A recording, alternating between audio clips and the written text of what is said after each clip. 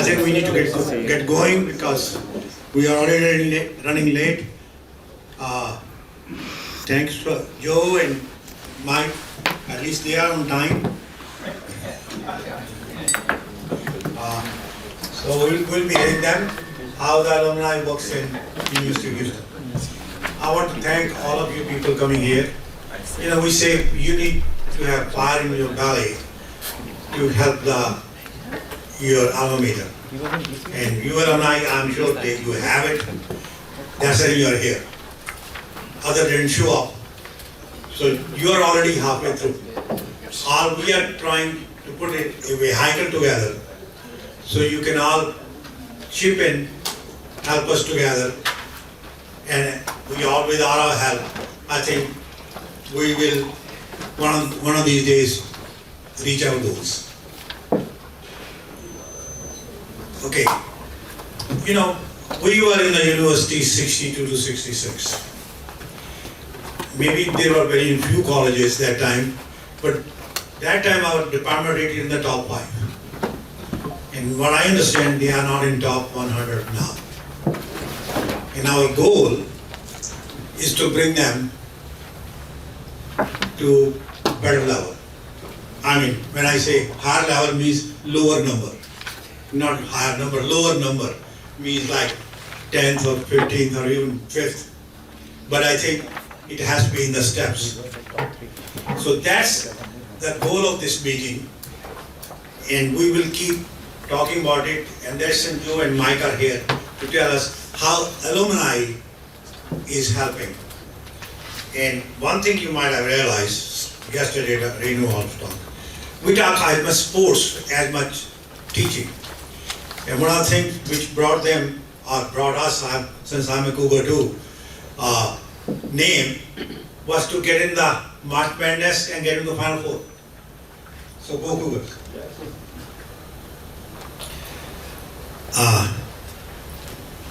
Now, you know how it came about. Before I go further, the question is, one of the questions was, if we give a donation to the university, how do we do it? Many people went there and they came back saying, hey, we wanted to give them money, there was no way, or you know, they didn't know, tell us anything, how they're going to spend it, there was no transparency, there was no consistency. So that step already has been taken. There, when Arun first gave them donation, it took 8 to 10 months when he sent the money from here for department to get it. And I'm sure you will hear this afternoon, University of Delhi even took more first time. So they are not alone, all I want to say. But now they are set up. If we send them the money from here, they will get it. DCT, North American Alumni Association, is approved 501c by IRS. Those who understand here, means if you give us the money and when we send it to them, you can deduct from your income tax. So it's legally approved, and when we send the money, we'll put on the websites so you all know it, and every quarterly or so we'll put on the website our accounts. His website is working. Now there are some minor expenses on the website we may have to deduct, but they are very minor. Gangan is handling the website. So any question you people have on 501c or income tax deductions, at least for US people, talk to me, talk to us, and I'm sure Mike and Joe knows about it quite a bit. So we got that approval this year, early this year. Now, Joe and Mike are here. They said they will talk about Alumni Association. Then Arun will talk what is the vision and how we started. Then we want to hear from Dr. Verma and Dr. Sharma. What they are thinking up till now and what they hope to look into it, what they plan to do. And this evening, we have a couple of speakers. First one is Dr. Durga Agarwal. He has been very philanthropist here and in India. He's from the Engineering College. So how he, first time when he gave the money, he told me that it took 2 years for them to cash the check. Okay, so this is the reason I said, I heard from the horse mouth that it took him 2 years for them to set it up and get the money. He has been also working with MD Anderson and Indian Hospital to work with that. So I'm sure he will tell his experience. And then we have second Dr. Kulsi. He will tell his bad experience with Panjab Engineering College. He's from Panjab Engineering College. So I would think we want to hear, and because we want to see what the pitfalls are and we want to avoid it. Then next couple of hours, we are going to give the podium to Sunil and Puneet, and they have a plan how to energize our alumni who's here and then who is not here, and they have some, their own mind, which I think we all want to hear and maybe act on it. And tomorrow, I think what we are going to talk about is, first session is what we have been doing last 1 year. How is our score? How we are slow, and then what is our plan to improve it? What we heard from Dr. Renu, and with the limitation of system we have, and what we may do to change the system also. Because whenever I talk, our India system is very slow, his answer was to me one.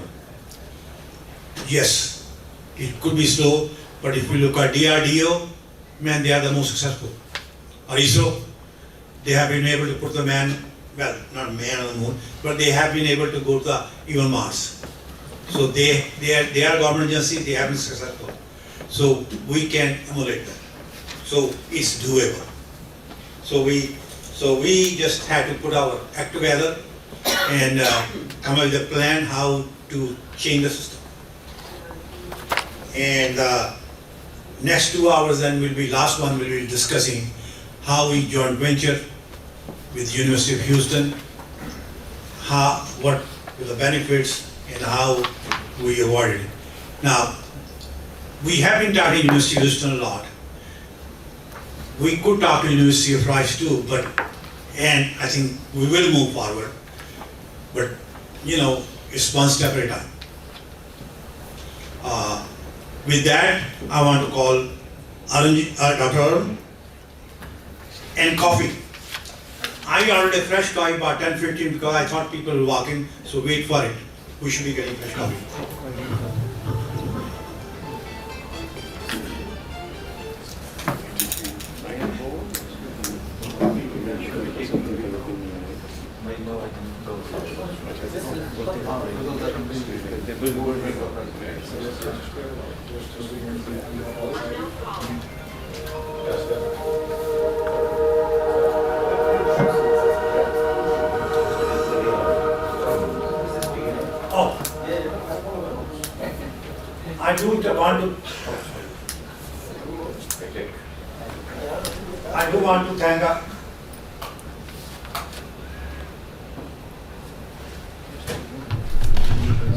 I do want to thank our sponsors again.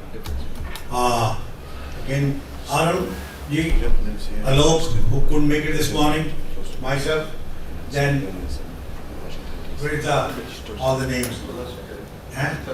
Okay, we'll put it. I want to thank all our sponsors. And again, I want to say, if anyone wants to join us, please let us know today or even later. And if anybody wants to donate the money for the DCT, let us know. Well, thanks, Ravi, and good morning, everybody. I hope you enjoyed the session last evening. Very inspirational talk by Dr. Kadur, our Chancellor at University of Houston. And I guess we will We really enjoyed that one. I hope you did as well. And I guess we're going to a slight change in the agenda. We'll take our registrar a bit later on. We've got folks from University of Houston who are here, and they have to leave. I believe they'll either catch a flight or get something. Pick someone up. Pick somebody else. So I'm going to take them first. So right now, I would like to invite Mike Perry, Associate Vice President for Alumni Relations, and Joe Rara.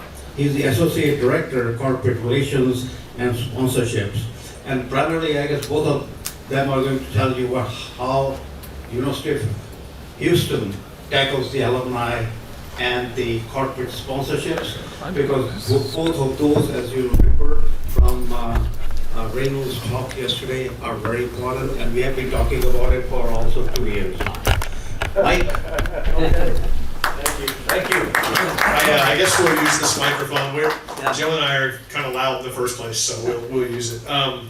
So I think are both presentations loaded in? Is my presentation? They're all in one. They're all in one? Okay. My slide's first. Yours is first? All right, so let's introduce ourselves. We'll let Joe go first. So thank you all, first off, for the invitation to come. I have my phone here because I will go long, and I have to keep myself on time. So, as was mentioned, we're having our 70th annual Alumni Awards tonight. And so we've been doing this since 1955, and 2 surprise guests for one of our honorees are landing at Bush Intercontinental at 12:20. So that's why I'm on such a tight schedule today. And then we're going to have a black tie event. Both Dr. Couture's will be there. And we'll have about 400 people giving out some awards for the 70th time. So it's a pretty big deal tonight. But we were happy to carve out some time for you all. I will tell you that Joe and I have worked together for at least 10 years now. Joe is over the corporate area. I'm the Associate Vice President for Alumni Relations. And we have, just to give you some background really quickly, we just graduated 7,000 more students, more alumni 2 weeks ago, or last week actually. Last week, 7,000 more, which makes the alumni number at the University of Houston 320,000 all time. Of those, we have 305,000 still with us. 195,000 live in the general Houston area. Wow. So 1 out of every 5 college graduates in Houston is a Cougar. If you are an alum in here, I know there's at least one, but are there any other alums in the room? Okay. So 1 out of every 5 college graduates in Houston is a Cougar. And we have at the University of Houston now 126 countries represented on our campus in the student population, which is the most diverse university in the country. So we're very excited about that. Not all of those countries have philanthropic culture, which is an issue for the University of Houston in fundraising. But in alumni relations, it is different from fundraising. I will tell you at the core, my job is to wake up every morning and think, how are the ways I can engage our alumni? And if engaged properly, you'll never actually have to do fundraising. If an alum feels engaged, they're going to come to you and say, how can I help? Right? But you've got to engage them in one of the 7 ways, which will, when I go through my part of this presentation, but I will also tell you, as Joe and I go through, there's a lot here. So please feel free to raise a hand in the middle and ask a question. Please, if it's not clear.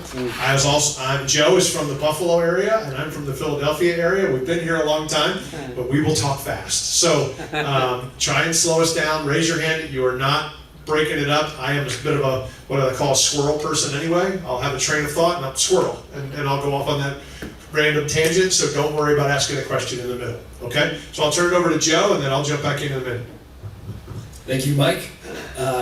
As Mike said, I'm Joe Rara. I'm the Associate Director for Corporate Relations and Sponsorships at the University of Houston. So we both fall under the Division of Advancement, but as Mike said, his goals are to engage, my goals are to fundraise. That's how I'm evaluated. I have metrics.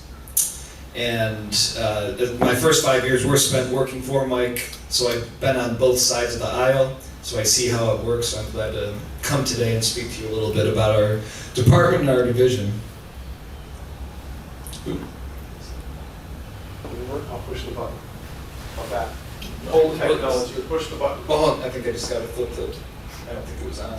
Oh, There we go. I didn't do that, Joe did that. And we also have one other colleague who couldn't join us today that works on my team, Jade Gates. She unfortunately tore her Achilles a couple of months ago, so she's still going through the rehab.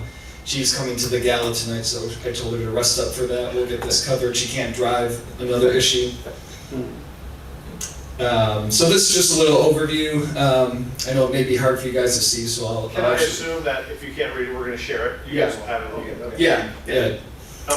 So kind of our mission at Corporate Relations, our team helps companies develop connections and build partnerships with UH students, faculty, and the research unit. We specialize in opportunities and offering support to meet corporate objectives related to workforce and talent, research, community engagement, sponsorships, and strategic philanthropy.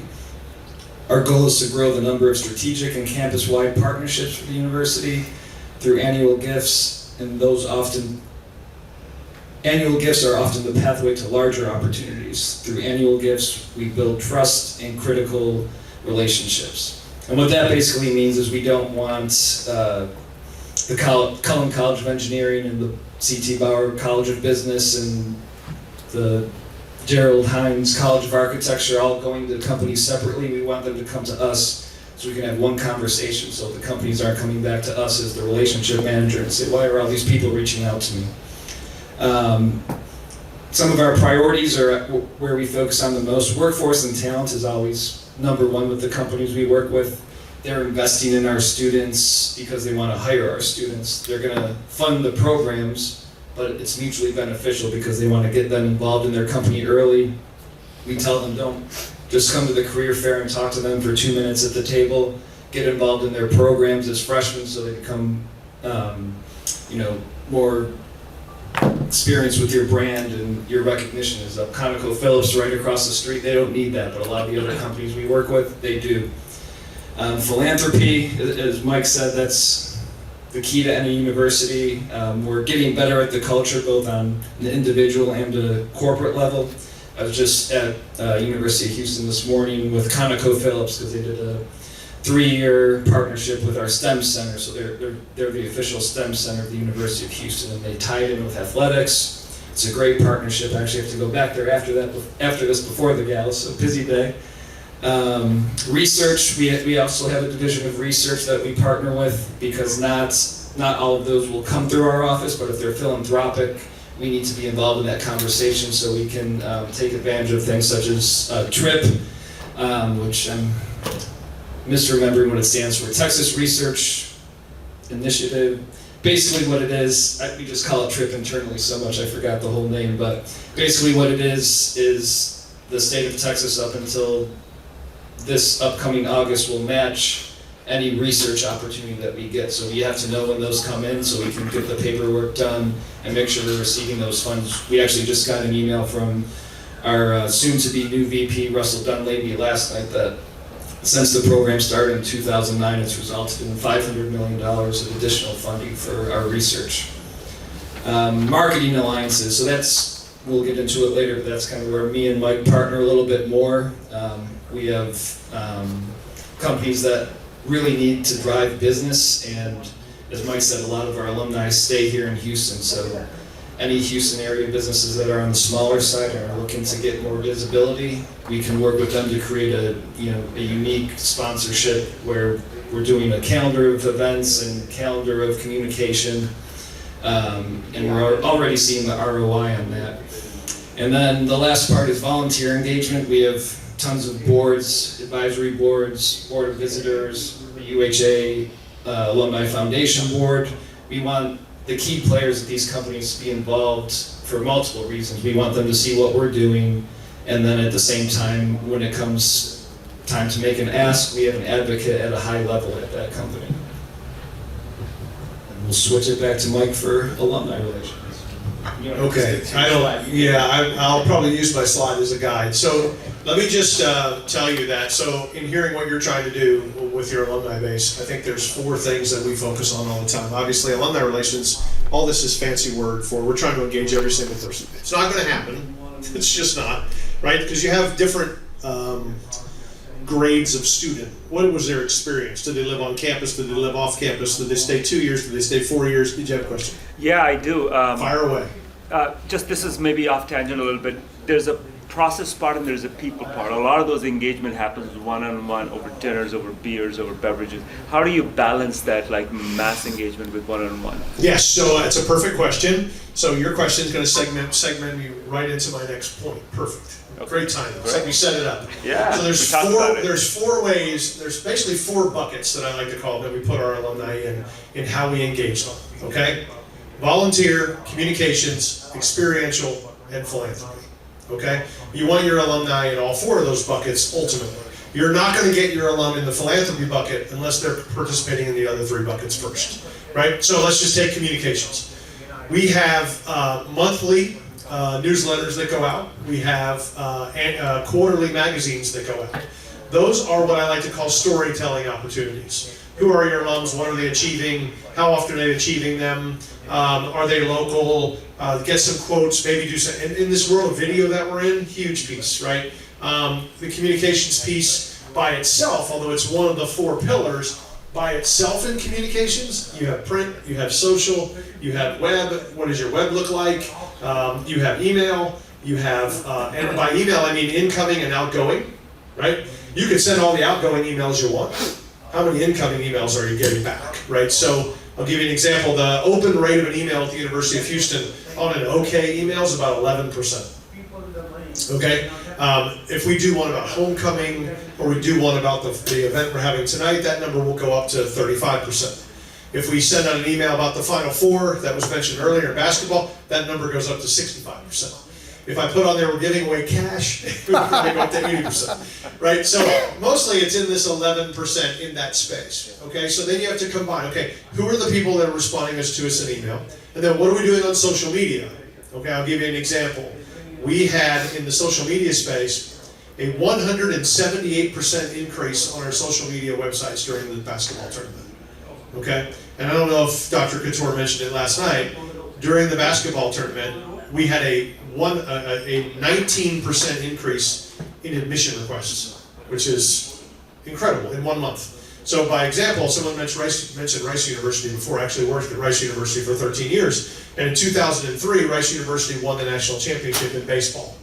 And I was actually on the admissions commission at Rice, which, by the way, we turned away 900 perfect 1,600 scores at Rice when I was on that committee, which to me, as a 1090 SAT guy, was a little depressing. Right? They usually would get 6,000 applications for those 600 spots. When they won the national championship, they got 31,000 applications for those 600 spots. We usually get about 24,000 to 30,000 applications for our 6,000 freshman spots at the University of Houston. We're on pace to get 52,000 applications for those same 6,000 spots. So what does that do? That drives up your application. It drives up your ability to get better students. You can still have the same number of students, but you can, your what you call an acceptance rate in the golf vernacular goes down. I know it was mentioned earlier. Your university was number 5 in the ranking, and now it's whatever it is at 100. You want that number to go down like golf. The lower score is better. So we when I went to school at the University of Houston, I think the acceptance rate was about 65%. Now it's about 12. Wow. Okay, so I think to even have your application looked at now is about 1,200 to start, right? Like I told you before, I got in with a 1090 and I took the test 3 times to get to 1090. Good thing there was not a lot of math. I graduated from the Hilton College of Global Hospitality. So in the communication space, what does your website look like? If you're trying to engage your alumni, what does your website look like? Where are you reaching them, right? What's the average age of the graduate you're looking for? If you're trying to reach them in, if it's, I'll just take the stereotype, the age in this room, including myself. If you're trying to take the 55 to 75 group, that age group, it's going to be email, it's going to be magazines, it's going to be online newsletters, it's going to be what does your website look like? It's going to be how easy is it to navigate on my phone to find the information. We have an app at the university. Let me give you a couple things while you're writing this down, and if you happen to have it later. Our website address is houstonalumni.com. So if you go on there, you can navigate everything. And then we also have another page that's for our foundation, which is uhaaf.com. Both of those we'll touch on everything I'm about to blow through in the next 10 minutes. So communication. What emails are you sending out? What do they look like? I use the word in my teams, are they compelling? Nobody wants to get an all-text email, right? Where you have to read through it, right? Most people don't make it through the second line of the email. Have you made the ask? Have you made your point? What's in the subject line? All of that, right? So that's communications. What's your web? What's your email? What are you doing on the social media sites? Are you tracking that? Okay. The second box is volunteer. Okay. The volunteer box is, Joe mentioned before, do you have a board, right? This group, you all have come to this event. You're technically volunteering to help this group, right? I don't know if you've actually formed a board for that or a board of directors for that. I don't know what that setup is, right? But whatever you decide, that's a volunteer box. Okay. So if I've got Dr. Couture, or I've got Dr. Suresh, and they're coming and they've raised their hand to volunteer for this group, you're going to check the box that they're volunteering. They may volunteer their time to come to this event. They may volunteer this time to be available all year round for quarterly board meetings. They may volunteer their time to hire a student as an intern. They may volunteer to go back to your university and talk to a class. All of those fall in the volunteer box. Okay? Then you have the experiential box. That is, you have a barbecue, you get everybody together for a baseball game, you get everybody together for the Institute of Subsea Engineering Conference, whatever those things are that people are coming to, whether they pay for it or not, that they're coming to something. And whether it's in person or not, are they coming to something? Did you do an online webinar worldwide? Can someone go on and hear the latest chemical engineering breakthrough at Chevron, whatever that is, and who's doing that? Now, so that webinar about the latest chemical engineering breakthrough at Chevron is 3 boxes, okay? You have the person who's volunteering to do the webinar. You have the webinar, which is a communications box, right? And then you have the experiential of the people that are joining. So every one of the people who are involved in that are checking one of those boxes, okay? So as you work your way through the experiential, you know what those are. This is an experiential box. Everybody in here, if you were an alum of your university, you're checking the box that you came to this. Woo, got it, right? And if you responded to the email about this event, woo, you check the box in communication, okay? And if you leave here raising your hand to volunteer to do something afterwards, call your colleagues, invite other alumni, you've checked the volunteer box. So everyone in here, if you do that well and you feel like you're part of something, you're going to come at some point, at whatever level you can do, and say, what can I do to help? That's where philanthropy comes in. And then you have to decide, as I heard earlier, your philanthropy has to be easy, okay? It has to be easy, it has to be accountable, okay? So if you set up a US 501c3 to raise money on behalf of your university, that makes it easy and accountable. People really just want to know that, and so then, when you make a gift, or you get someone to make a gift, I use the grandma example. We all had grandmas, right? Who, whether they gave out silver dollars or $5 or $20 for your birthday, what was the only thing that she cared about? There's 2 things she cared about. That you said thank you for the gift, and that you told her what you did with it, right? Because if you didn't tell her what you did with it, is grandma giving you another 5? And if she's giving you another 5, there's a 10-minute diatribe about the last time you didn't thank her before she gives you the other 5, right? So think about every one of your alums in that same space. If this gentleman gives his university, whatever, I'll pick a number, $1,000 for whatever reason, he wants to know, A, you've received it, and B, what you did with it. Even more importantly, what did you do with it, right? Because I heard the comment earlier about it took this amount of time or that amount of time, and you don't want it to go to the black hole, and you don't want it to go to right? People are giving to very specific things now. The general scholarship fund idea, that ship sailed, right? If you are a chemical engineer, you want to give to chemical engineering. If you're an industrial engineer, civil engineer, whatever I've lost track. I do find it funny though, can I take a sidebar, so squirrel? I do find it funny that we have to have different engineering alums, because for whatever reason, I can't get the chemical engineers to have a tailgate party with the industrial engineers, and I can't get the civil engineers to hang out with the subsea engineers, and I can't get the chemical engineers to hang out with which one? Mechanical. It's like everybody has to have their own party. We're all engineering. So anyway, that's my diatribe for today. But you have to then tell the story, tell them what you did with it, and they're going to give it to you again, right? Once you start philanthropy, you have to. So our whole world lives, I don't know if there's another, is there another, click the box, let's see what else we got. Okay, so there's a few things that we do in the world where we get people involved. We have a Cougar Business Network, Okay? The Cougar Business Network, if you go onto our website, you're going to see a navigatable tab there called UH Link. If you go on UH Link, you'll find over 600 companies that are University of Houston alumni owned that have raised their hand to say, I want to be in the Cougar Business Network. Okay, now just listing them on the website is nice, right? You have a business, I'm on the website. You have every expectation that if you have raised your hand and you've said, I want my business listed on your website, you have every expectation that I'm going to call you back and say, would you like to give a seminar on hiring students? Would you like to hire a student? Would you like to offer internships? Would you like to come speak to a class? Right? So when someone raises the hand to do any of the four things, and I put philanthropy in a different box, when they raise their hand to do any of the other things, you all know this, because you're being asked to do various things. When someone comes to you and says, hey, will you do this for me? The first thing you think of, where is this going to go? Like, why are they asking me this question? And I will tell you a quick backstory. At the University of Houston when I arrived, and I'm a graduate, 1989 graduate, and I will tell you that I used to say the same thing. When I used to ask our alums, what is your opinion of the University of Houston? They would say, well, when I hear from them, when I hear from them, I only get two answers from my alums. I've never heard from the University of Houston, or all they ever do is ask me for money. Okay? So, if you've never heard from us, shame on us, okay? And all you ever do is ask me for money. Why is that? Because, and I'm not going to pick on names, I'm just going to point. So I apologize, my grandmother, I can hear her slap me in the back of the head not to point, but I'm going to point to this example. If I know as a development officer, I can continue to get $10,000 a year from you, I'm not going to take the time to develop you, because I know you can only give me $1,000 a year. And the development officer's goal, Joe knows this, the life of a development officer in a university setting is about 2.5, 3 years before they go to the next thing. So if I can keep raising, and I have a number I have to make, the quota I have to reach. So if I can just keep asking you for 10 every year, because I know I'll get it, and I'm not asking you for 1,000, at the point when you can't give 10 anymore, I can't ask you for 10.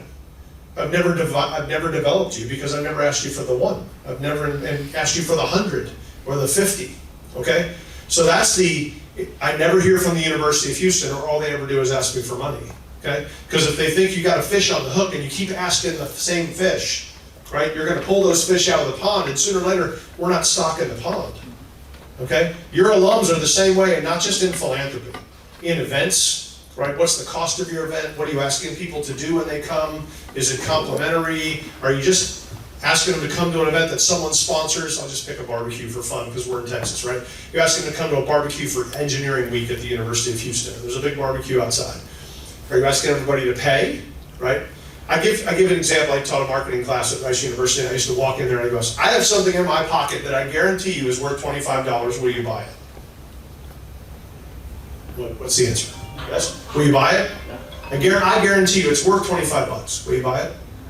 Most people are going to say no. Why?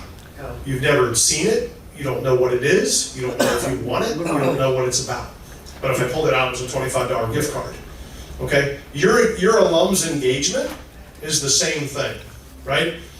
If you're going to invite them to something and the price is too high, they don't know what it is. They don't know if they want to try that. Does that shirt fit me? Is that food I like? Is that a place I want to go to? So you have to start engaging them at lower levels, knowing that you've got some sponsors to get, because they've got no risk in a $10 ask, right? There's no risk in a $20 ask. But if I come to you the first time and ask you for $1,000, you're like, what the hell? We just met. How are you going to ask me for $1,000? That happens all the time. Because why? I did a wealth score.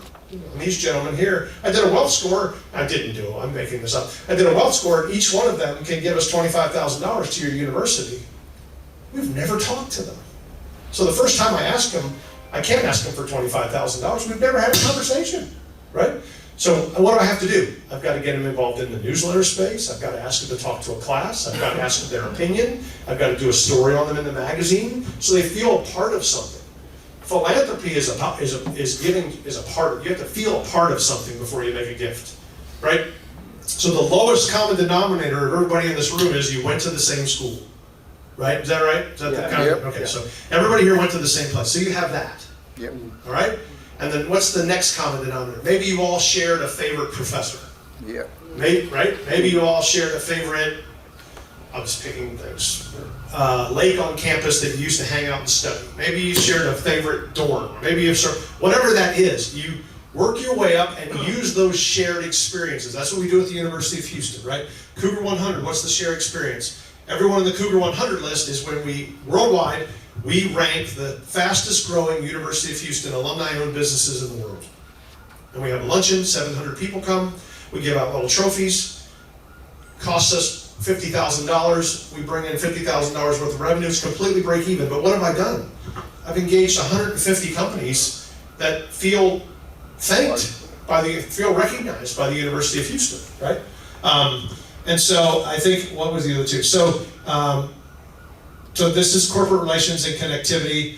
The way we do things, tailgates are sponsored, magazines are sponsored. There's a space for the funds to come in, but what I want to remind you of are the other three buckets. What are you doing in volunteer space? What are you doing in your experiential space? And in the experiential space, let me stop and say really quickly, you have to meet your people where they are. Okay? They're not gonna, if you have, I don't know how many of your alumni are in Houston. I don't know if this is the vast majority or there's 10 times more people. The Houston people might have a different experience, but if you want to reach people in North America, per se, whatever that might be, the US and Canada and Central America, then you've got to do things online, you've got to have webinars, you've got to do all of that. What does your data look like, right? Can you reach these people?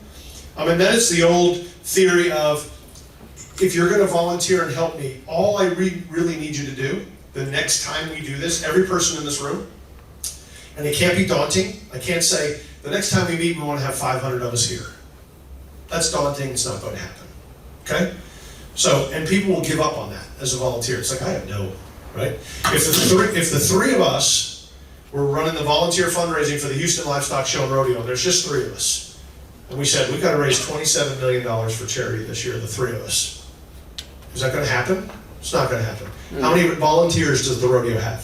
37,000. Okay?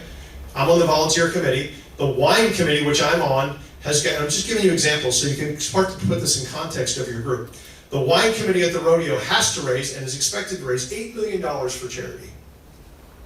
But there are 350 people on the committee, and I'm one of those 350 people. And my job, I have an entire year to raise $7,000, selling wine and selling tables to the dinner. Now that's not daunting for me. I have an entire year to sell $650 cases of wine and tables, but I have 400 colleagues doing it, right? But if there were three of us and they said, you've got to sell all of this wine, so you have to do the same thing. So the next time we have this meeting, we're not going to get 500 people here, but you're going to leave here bringing one more. And you've raised your hand to bring one more. And you've raised your hand to bring one more. So you're going to go from 30 to 60, and you're going to go from 60 to 90, and et cetera, et cetera. And I'll leave it with this so we'll get the questions. All the things we do in our corporate program, everything's marketed, everything's pushed out in those three categories. That's why I said there's a lot here. The University of Houston is only 210 miles from Austin, right? And we have almost 5,000 alumni in Austin. And 8 years ago, we didn't have an Austin alumni network. You would think, all those alums in Austin, you want to do something for them. So the first time we got together in Austin with 5,000 alums, first time we had an all call for alumni to come, we had 9 people show up, okay? 7 years later, at the watch party for the basketball game we just had 3 weeks ago, they had 275 people show up. So it will not happen overnight. It will not happen quickly. So again, volunteers will get frustrated quickly, okay? So give them undaunting tasks that have rewards and have wins at the end, and you will see it grow. If you take on huge goals, people will, you're realistic, you'll bail on the huge goals. So when I'm talking to my volunteers, I don't go to them and say, to the Cullen College of Engineering next year, we want to have a gala that has 600 people. Well, time out, Mike. Our gala's never had more than 200, right? Did anybody go to the engineering gala this year for the University of Houston? So this year, after 3 years after that conversation, we had 675 come to the Cullen College of Engineering Alumni Awards program. Because it took 3 years for people to believe that, oh, we can do this, we can do this, we can do this. All right, so you want to take this back, Joe, and I'll think of some final things and we'll take some questions. Yeah? Can you say a bit about the resources and how you're structured? Maybe you'll cover it in terms of starting from the top, Sure. then the central, and Sure. then connected into the departments. Yes, so quickly, I am the AVP for Alumni Relations at the University of Houston. On my specific team, I have 8 people who handle, 2 people handle associations and networks. Their job is to wake up and make sure we have an association or Full-time. network for every, full-time, Yeah. for every college, right? So we have 16 colleges at the University of Houston. Well, pharmacy, engineering, you can name them, reel them off, right? There's someone who oversees those. We have 47 alumni associations and networks under my umbrella. We have one for every college, and then we have them demographically and geographically based, right? Well, I will tell you that one of the things we don't have at the University of Houston that we need to have is an Indian alumni network. We don't have that. We've recently lost several other networks that are Asian based, and they are thriving. But we have not gotten to the point. Why? Why is that? It takes leadership. You have to have volunteers. You have to have people who want to do it and volunteer their time to make it happen, right? So, okay, then every college has a full-time employee, or at least a half-time employee, who's spending their time on alumni program. So there's someone in the College of Engineering who's waking up, and her whole job is to engage the people just in engineering. I wake up engaging everybody, right? But we have one person that wakes up for engineering, one person for business, one person for education, one person for nursing, one person for optometry, and we all meet and communicate together. They work with Joe's team, and they'll come to us and say, we want to have this event, we need a corporate sponsor, we want to have this event, we want it pushed out, we want our alumni to come, we need to set up a registration page, we need to collect the money. It's a lot. We are 1/3 the size of the next smallest Big 12 Alumni Association, staff-wise. And if Dr. Couture was sitting right here, she'd be smiling at me right now. I'm like, I know you've told me 27 times we need more staff. So we have to get there with the number of alums that we have. So the structure is, we have obviously salary, and then we have M&O. We spend about $500,000 a year in M&O on events and communications and website platforms, things like that. Now, if I were to break it down to an alumni network like yours, let's just say you're the Engineering Alumni Association at the University of Houston. They have a black tie event that they raise some money. We push out their information for them. They live on our website. They spend about $25,000 a year engaging alums, total. And the revenue that comes in for the College of Engineering, this year they'll be the #2 most philanthropic college. I want to say that, they're behind athletics, but they'll bring in almost $12 million this year in the College of Engineering, engaging their alumni in any number of ways. There's a major gifts team who wakes up and says, we've been asking this guy for $50,000 every year, it's time to ask him for $1 million, right? Because he's engaged. And there's a new alumni team who says, we haven't asked this guy at all, right? We haven't asked this lady at all. So now it's time to engage people so that when we get around to the time where you finally say no, he's engaged. Because that's going to happen, right? You're finally engaged, right? All right, So what's the Jay, total staff size you have, the team size? my total team size that touches all pieces of alumni relations is about 13. 13 people, and at the university level, how At the many? university level. Total 13 full-time Yes. members who are handling and. At some point or another, they don't all report right to me, but there's a communications team that makes the magazines, and there's a website team that makes the websites, and there's a fund team that collects the money and sends out the receipts. So, I think for our whole division of advancement, we're at about 150. But that, as Mike said, some are communications, some are in gift processing, some are in finance, corporate relations, foundation relations, individual college development officers. They are all big group. Yes. Who's, Are the relations, relations at each department level also? At some colleges, and that's where you find the more successful groups, because they have someone in the college. And so, not for each department, but at the College of Engineering, they have a director of alumni relations for engineering, which will partner with Mike's staff to do events for those groups. yeah, so if we just put this in your space, right, in the College of, let's just pretend you're the College of Engineering, you are for the college, for your college, if you want to be successful. They have one full-time person who's waking up every day, strategizing about how we're going to engage our alums in those 4 boxes, not just philanthropy, in those 4 boxes. What's their magazine like? What's their website like? What's their Instagram like? What is storytelling? Philanthropy and engagement is all about storytelling. It's all about reminding people of the things, of the smells and the feelings and the stress and it's reminding them about the experience they had at your university. So that person wakes up all day, they have a communications person on campus who makes their communications for them, does their magazines, so on and so forth. So if you were doing it for your university, you really need one, maybe two full-time people who wake up every day saying, how are we going to engage the people in the US, how are we going to engage the people in Europe, how are we going to engage the people in Asia, etc., right, whatever that is. And then they work with some funds from the university that says, these are the 4 ways we're going to engage them. Volunteer, experience, and philanthropy is last. And if that person is empowered by the dean or the president of the university to do that, then they're cut loose to run, right? And they're, you know, the smile rate, as I like to call it, because it's negative the other way. The smile rate on alumni engagement is about 23%. That's the sweet spot. If you're engaging in one of those 4 buckets, either uniquely or all 4, if you just get them in one, that still counts. You are killing it in the US if you have a 25% alumni engagement rate. Killing it, okay? That's pretty good. It's really good. And I will tell you, in 2010, when I arrived back at the University of Houston, which is my alma mater, was asked to take this position, our alumni engagement rate was 8%, okay? This next year, our alumni engagement rate will be 27%, okay?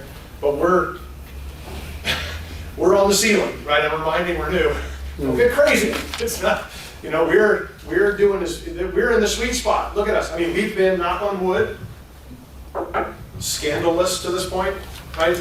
Every university's had a president set in front of Congress and, or something has happened or some scandal has occurred. We have the blessing of having 126 countries on our campus, so we haven't had large-scale ugly protests. We haven't had things happen on our campus to make our alumni pick sides, okay? If your alumni have to pick sides in your university campus, maybe they don't like the president, maybe they don't like the dean, maybe they don't feel like their engineering program's working properly, and they got to do it themselves. If you're pulling apart your alumni because they feel like they have to, you're not going to make any progress because they're polarized, right?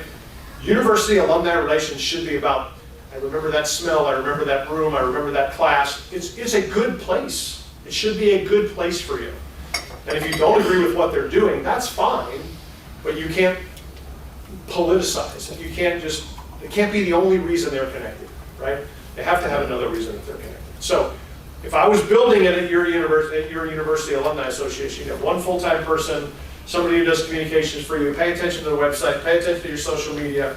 What does your data look like? The whole world's not worth a damn if you don't have data, right? What do your email lists look like? What do your phone numbers look like? Is your data good? Because if your data's not good, if you don't know where people are, right? You have an issue, right? This happens to us at the University of Houston. We have 126 countries. So many of our students will walk across the stage and they came from India or Pakistan or South Africa or Mexico or wherever they went. They walk across that stage, they go back to wherever they came from, they don't share their data with us. We've lost them, right? So that you have to keep track from freshmen, walk across the stage, know that when they leave, they join whatever this is, right? This is what we do. When we walk across the stage at your university, what we do is we join our alumni association. And what we do is we make a small gift, because that's our culture. What we do is we join the Houston alumni network of our university, and we join the Chicago alumni network of our university. That's what we do, right? You've got to, it takes a while to build that culture. But how do you build that culture? You tell the stories of the people who are doing it, okay?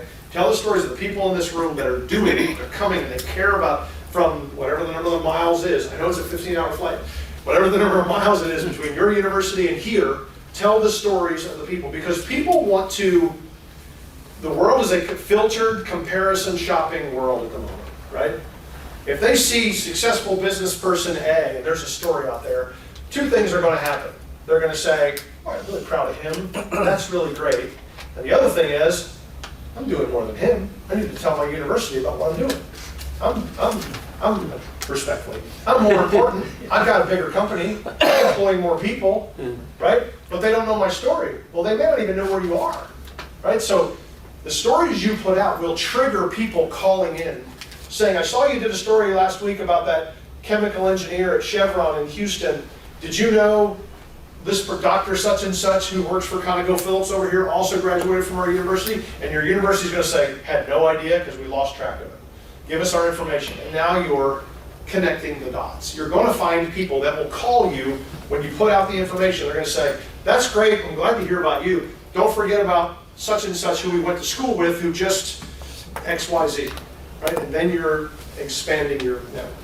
All right. Yeah, and I'll close out here about our Team UHA program. So I mentioned earlier, 50% of my role is large philanthropy. So ConocoPhillips gives us $300,000 to spread across 40 programs.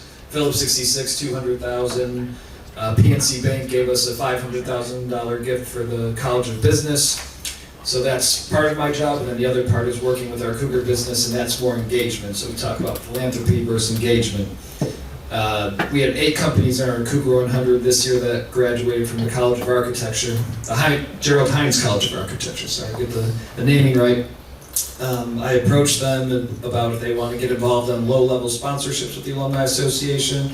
They weren't ready for that because these are a different class of companies. They're small shops. But what came out of that is they're going to all come together next fall and speak to current architecture students about their stories at the college, how they came to be at their first job out of college, and how they came to open their own firm. So there's going to be different engagement levels, but still important for those stories. And so in the middle of both of those is the Team UHA corporate sponsorship program. And this is not necessarily, you don't have to be Cougar owned to be in it. 2 of our 4 partners are in it. We did just launch it last year, but this is kind of our premier partnership with the Alumni Association. It gives you a custom, it's a 3-year commitment at $50,000 a year, $20,000 each year will go to scholarships in any area they choose. Usually they're aligning that to our business. I'll use Katz Coffee for an example. Avi Katz is an alum of the university. He sends his scholarships to the Hilton College because that's where he went from, and those are the students he wants to recruit into his business. So giving back is a big portion of that, and then there's the activation and the communications, which provides the visibility and driving business. And we're really looking forward to seeing what the ROI was at the end of the year, because they have promo codes and things that we can track measurably, and it's something we're looking forward to growing. So those are kind of the 4 main areas we partner on. So I told you it was a lot. So we've got plenty of time now for some questions. I have a question. Yeah. Before you get lost some other marketing area, actually. It's a little off the track.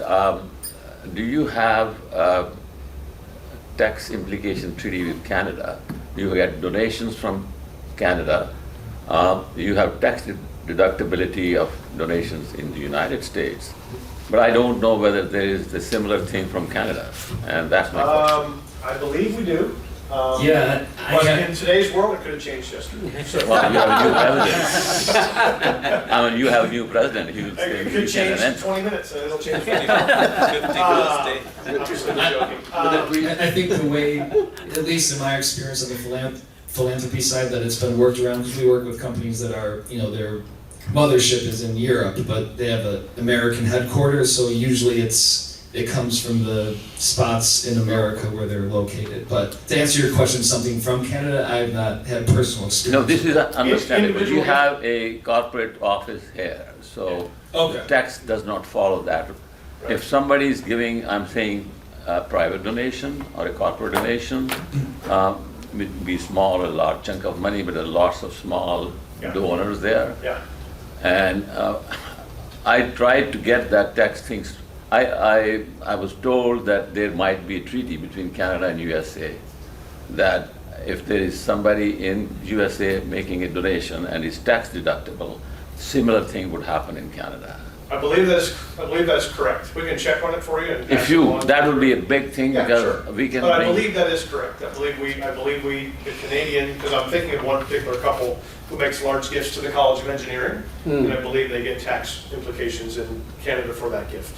So, And- yes. The one thing I do want to say about gifts, because I know it was mentioned earlier about the length of time it takes to process a gift. The other thing that is vitally important, besides speed, which we all agree, I think if I give you a check today, I don't want to have it go through the bank 8 months from now. I think it should come in. Is the acknowledgement that you got that. Not only that you know that it went through, they should send you something.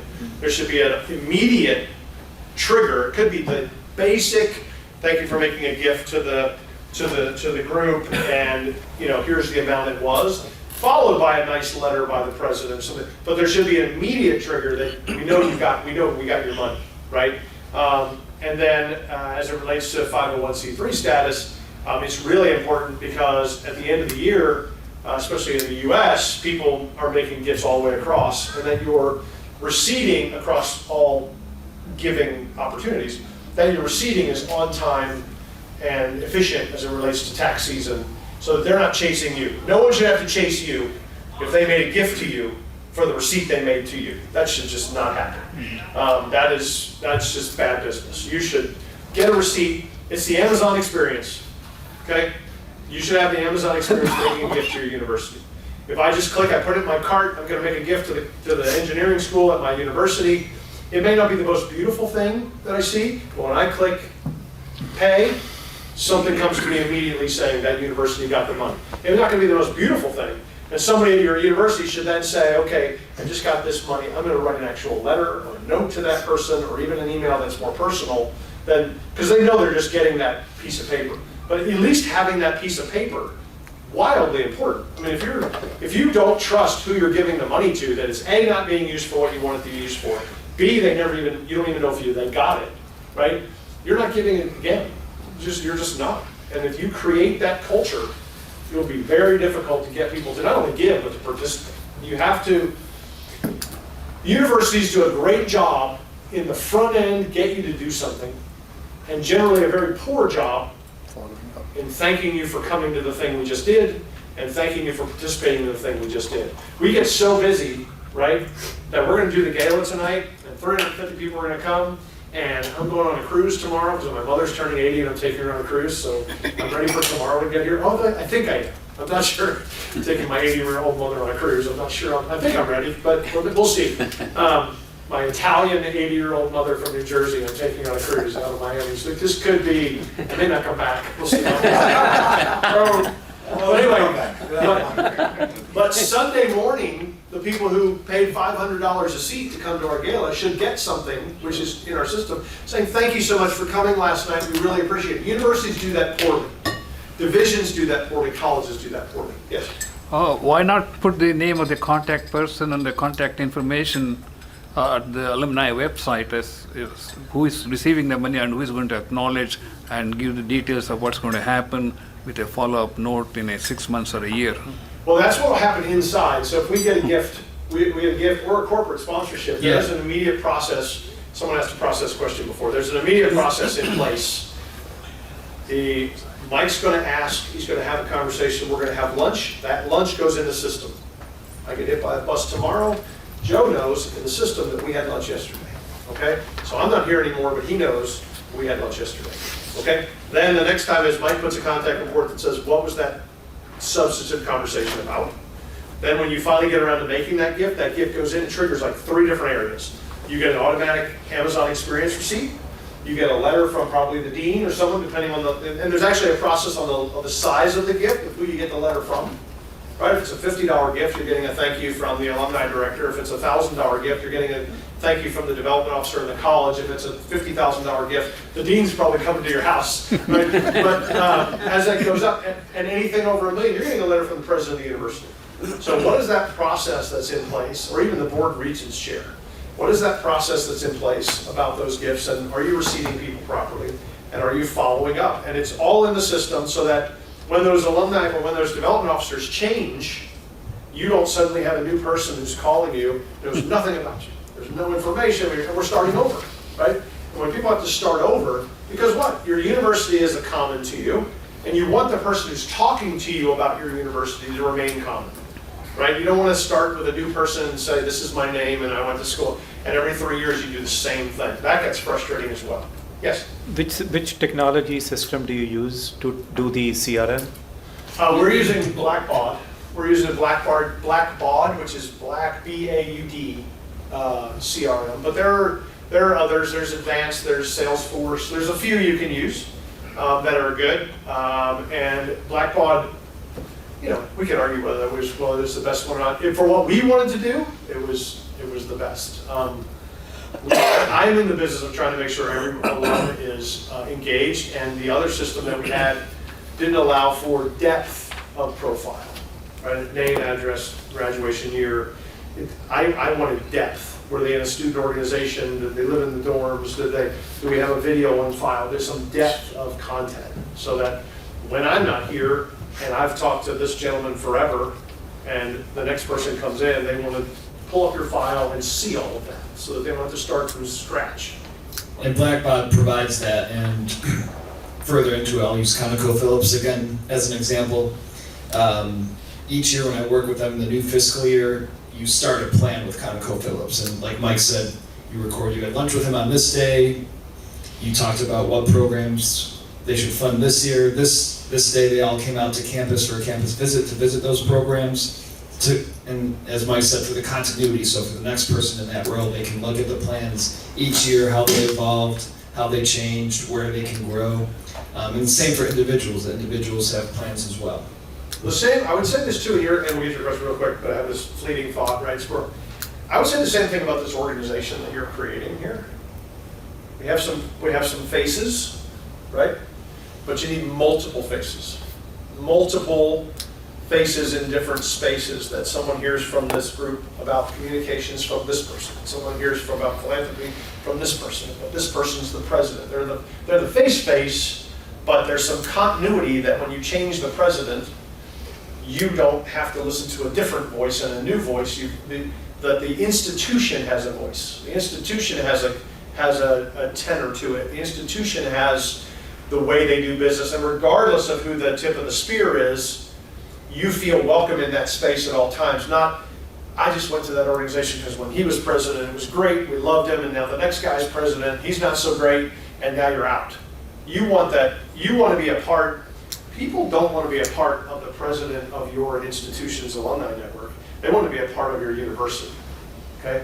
And regardless of who the tip of the spear is, that's really important. And it's harder to do than you think, right? Because personalities are real, right?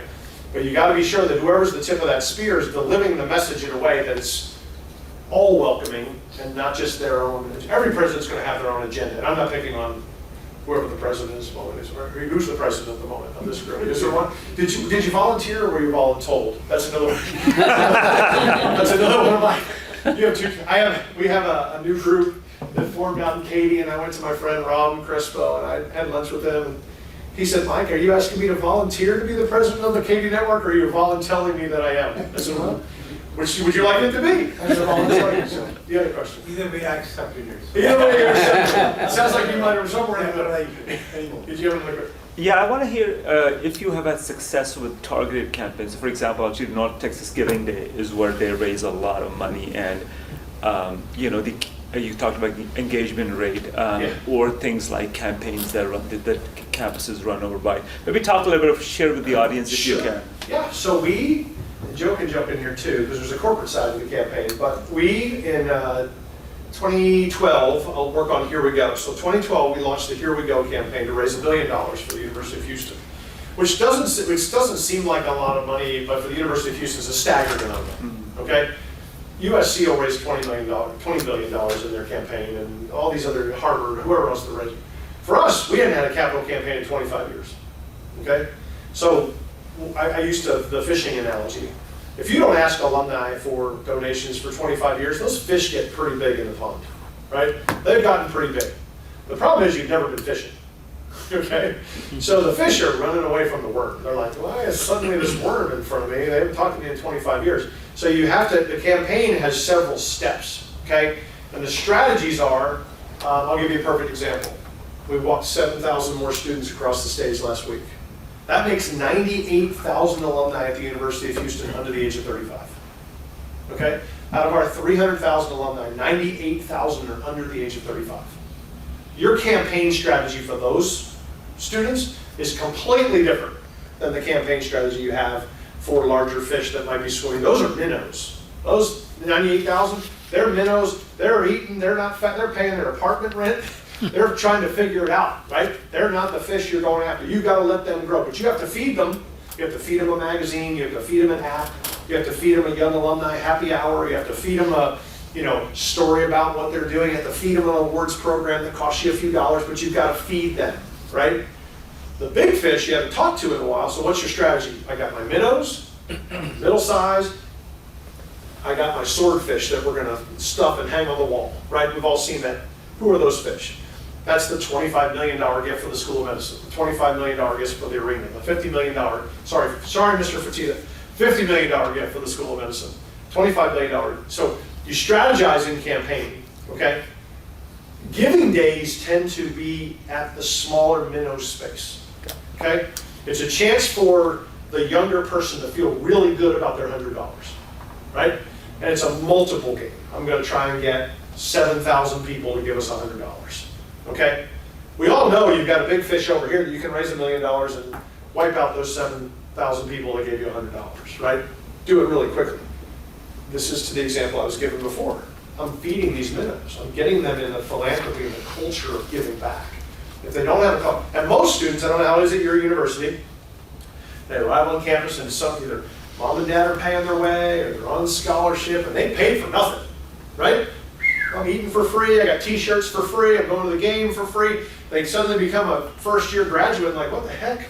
What do you mean I gotta pay to go to a game? What do you mean I gotta pay for a t-shirt? What do you mean I gotta make a gift? What is that, right? So it takes you a while to change that culture, especially in today's world. You gotta change that culture, and the philanthropy has to be about, I do this with our College of Business a lot when I'm speaking to them, and I remind them that philanthropy is not ROI, okay?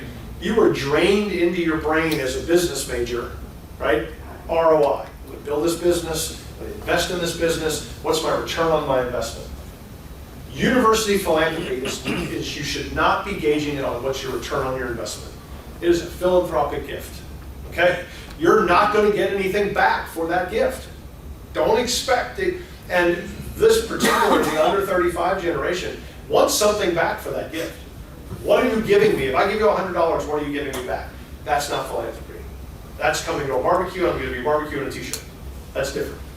You have to grow that culture so that they understand, I'm giving this because in the old vernacular of the Grinch who stole Christmas, which we've all seen, right? Their heart gets bigger and bigger and bigger and pops. You do not get to someone's wallet through their head, you get to someone's wallet through their heart. That is fact, okay? So where are the heartstrings in your space? When you do a campaign, that campaign can be about that favorite professor. Or we're going to endow a scholarship for that favorite professor, whoever that person is, right? Or that favorite class that we have, or the class of whatever, right? The class of 65 is going, because we're going to do this because it's the right thing to do, and we've got to remind it. So that's how campaigns work. You can't do campaigns, we're going to raise $1 million, we're going to target these people. There's some strategy, but what's it about? At our place, it was, when it was over, and Renew was saying this to everyone, we haven't had a campaign in 25 years. When you don't have a campaign in 25 years, you have old buildings, you don't have any of your chairs endowed, you don't have any of your professorships endowed, all of that, right? We raised $1.2 billion and added 1.4 million new square feet of space on our campus. And you tell that story, and what? That's grandma hearing where her money went, okay? And when grandma hears, we got a new stadium, we have 2 new engineering buildings. Thank you to the Agro Walls when they come, make sure you thank them. Durg is the best. All right, so we've got this, we've got new dorms, we've got students living on campus. When I go to you, ask for the next campaign, you're gonna do it again because there's something here, whether it's an endowed scholarship with a professor that you love or whatever it is, there's something that grandma feels good that you did something with my money. And when it comes to a campaign, and I'll put this in joke and jump in, it's not gonna be, campaigns historically have been general scholarship fund, give to the campaign, okay? You're gonna have 35 segments of that campaign. I want to give to chemical engineering at my university and a name and this professor's name, and that's what I want to do. Because that's where your heart is, right? You know you need a new building, and you know the subsea engineers and the petroleum engineers need a bunch of stuff, but you don't care about that, because that's not where your heart is. You have to go where their heart is.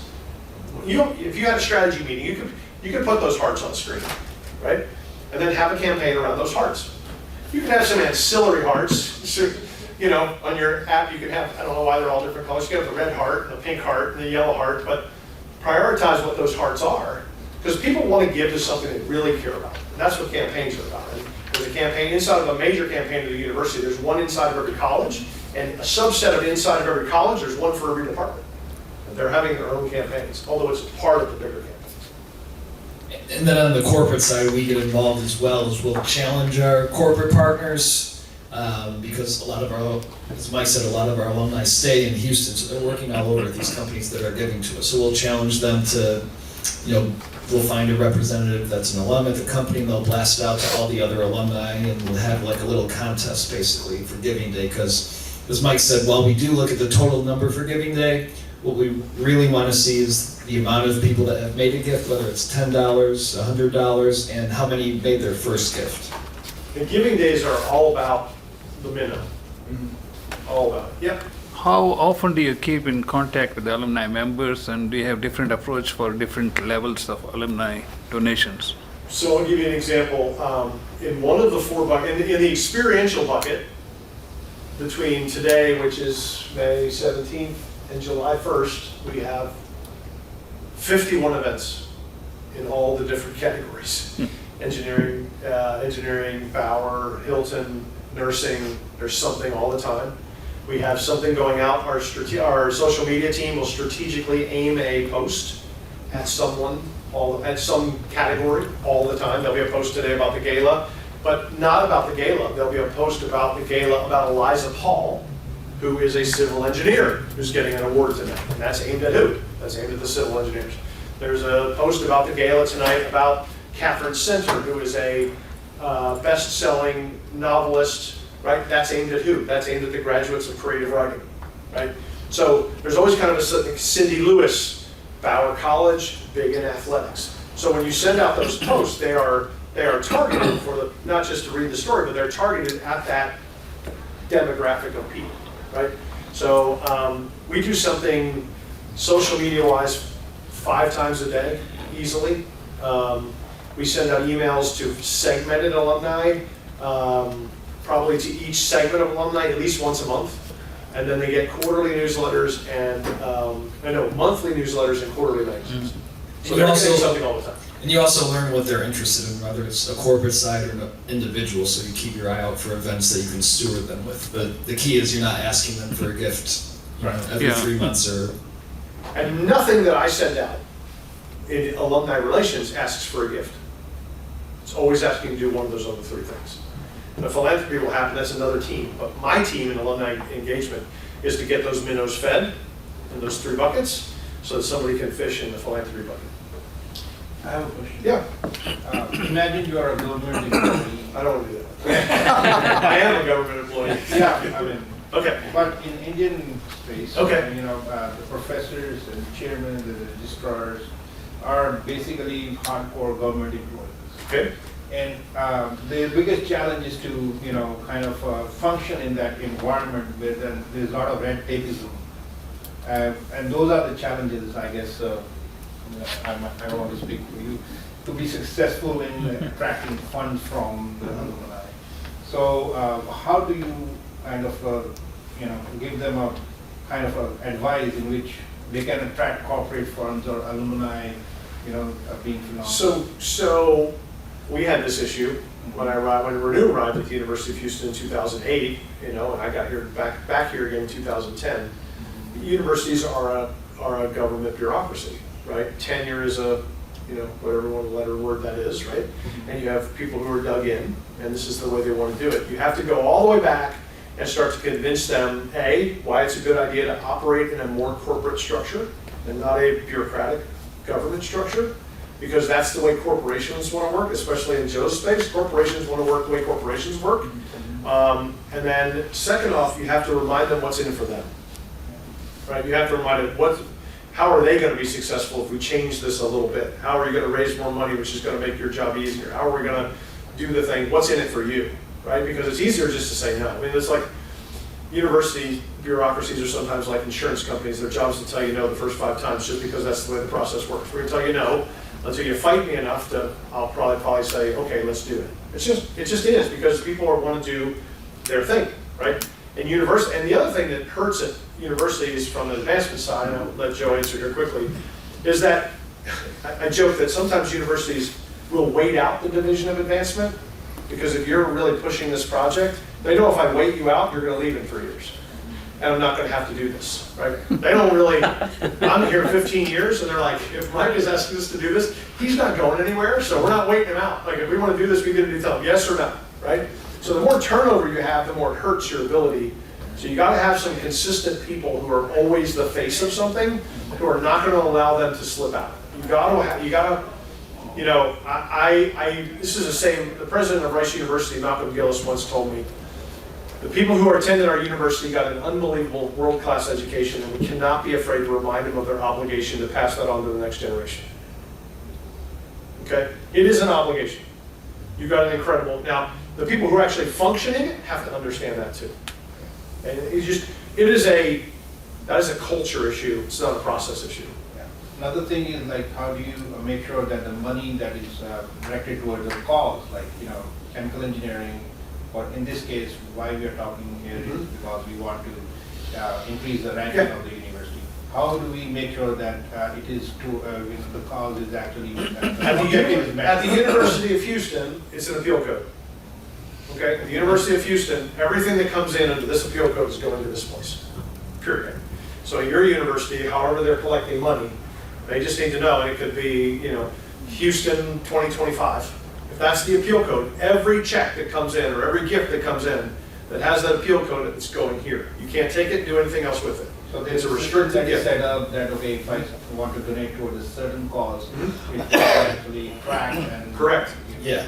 And for example, I'll get a gift from ConocoPhillips. I have to enter the cost center, which designates the college, the allocation, which will designate the department, and then the appeal code, which will identify the specific part of that department. What I do usually when I get a gift is I'll let the faculty member know right away, like, hey, this just came in, I'm submitting it to gift processing. Now, back to your point earlier, we do have it's a long process at our university, not quite as long, it's about 3 months, but faculty get antsy to get those money, so we want to let them know so they can also check back with us if they're not receiving it, because it would be too much for me to remember to check in back with every single person.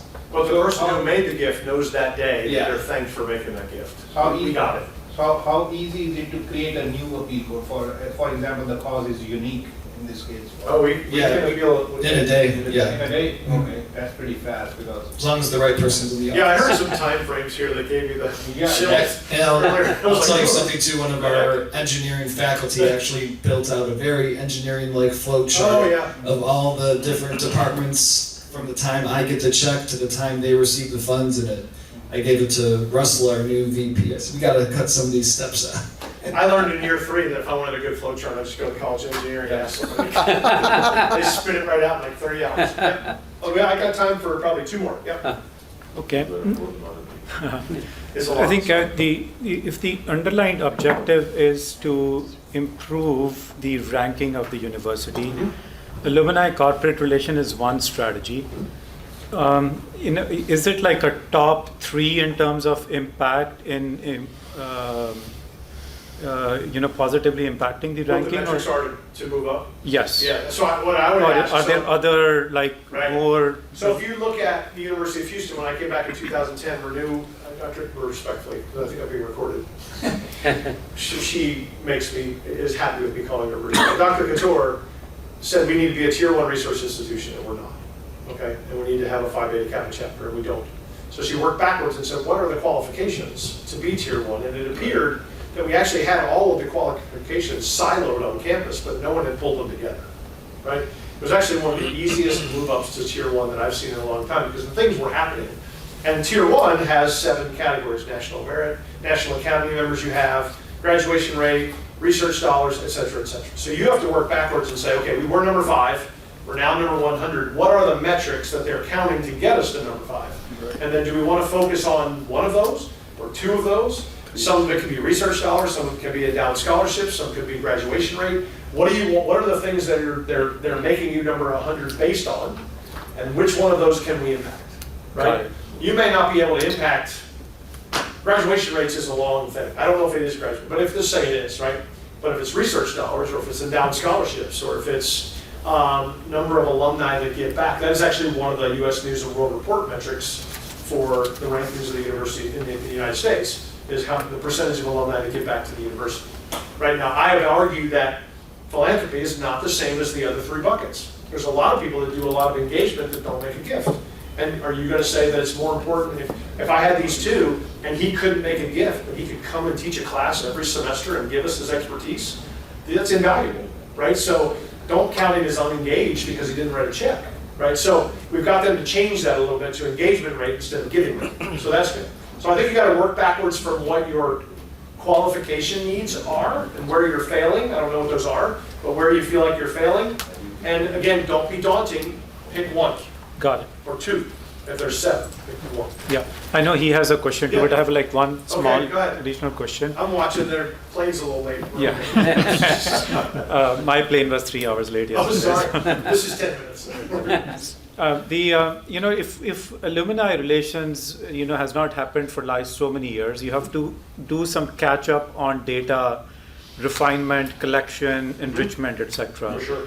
What tools do you use that make it easy for you to like go back and catch up and get your data accurate? So what I will do is I will punt the answer to that question with supplying you with the databases that we use in our system, and I'll share them with you. There's names of softwares that you can access that will find your graduates for you. Got And it. we also, It happens off the top of my head, but I can punt that and get that information to you guys about who we use to. There's some software scrubbing, there's some data scrubbing. Web scraping Yeah. tools. So, and then we also have like a manual way to do it for alumni to go on and update their information that talks to the system we use, so it'll automatically go in there. So there's a couple avenues to it. which, by the way, going back to the volunteer box, when someone goes into our system on their own, incoming, and changes their address, that counts as a volunteer metric.